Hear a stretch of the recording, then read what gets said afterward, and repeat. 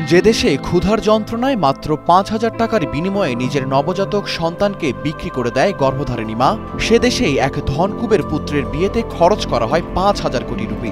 এ যেন মুদ্রার এপিঠ ওপিঠ। দারিদ্র্যের কোষাঘাতে জর্জরিত ভারতের নিম্ন আয়ের মানুষ। অন্যদিকে আম্বানিদের মতো ধর্নাঢ্যদের বিলাসিতাকে কটু চোখে দেখছেন অনেকেই। ১২ জুলাই মহা ধুমধামে সম্পূর্ণ হল আম্বানি পরিবারের ছোট ছেলে অনন্ত আম্বানির বিবাহের অনুষ্ঠান। ভারতীয় ধনকুবের মুকেশ আম্বানির ছেলের এই বিয়েতে যেন কৌতূহলেরও কোনো কমতি ছিল না নেটিজেনদের। এই এলাহি কাণ্ডকে দেখে অনেকে আবার বলেছে বিশ্বের সবচেয়ে ব্যয়বহুল বিয়ে এটি। অনেকে আবার এই মহা আয়োজনকে বিবেচনা করেছেন অর্থের কদর্য প্রদর্শনী হিসাবে।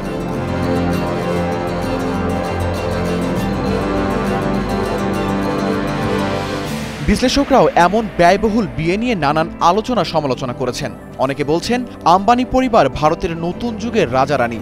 তাদের মতে ভারত এমন এক দেশ যা বিশ্বের সর্বোচ্চ আয় বৈষম্যের দেশগুলোর মধ্যে অন্যতম।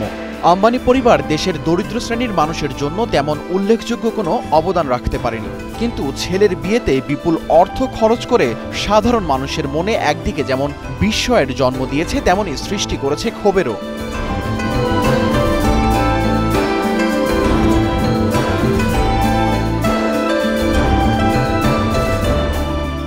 গেল ২৬ মে ভারতীয় সংবাদ মাধ্যম দ্য ইন্ডিয়ান এক্সপ্রেসের এক প্রতিবেদনের বরাতে জানা যায়, ভারতের ত্রিপুরায় জন্মের পর সন্তানের মুখে খাবার তুলে দিতে না পারায় সেই সন্তানকেই বিক্রি করে দিয়েছিলেন অভাগী মা মর্মরী ত্রিপুরা।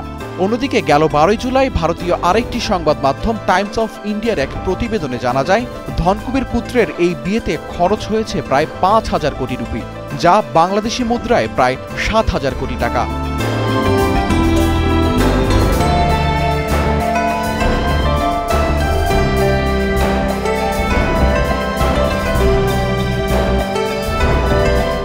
আম্বানি পুত্রের এই বিয়ের আয়োজনে অতিথিদের তালিকায় ছিলেন বিশ্বের নামিদামি সব তারকা থেকে শুরু করে কোটিপতি সব ব্যবসায়ীরাও।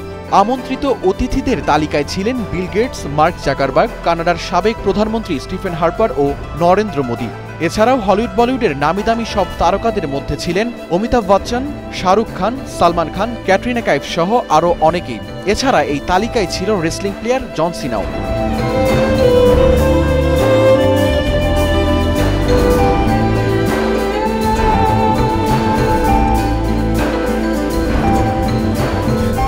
এর আগে গত ৩ মার্চে অনন্ত আম্বানির প্রাক বিবাহ অনুষ্ঠান থেকেই শুরু হয় এই মহা আয়োজনের। এরপর চলতে থাকে একের পর এক আয়োজন। সর্বশেষ ১২ জুলাই শুরু হয় ৩ দিন ব্যাপী বিবাহের আয়োজন। আর এই আয়োজনে ব্যয়বহুল খরচ নতুন করে জন্ম দিয়েছে সমালোচনার।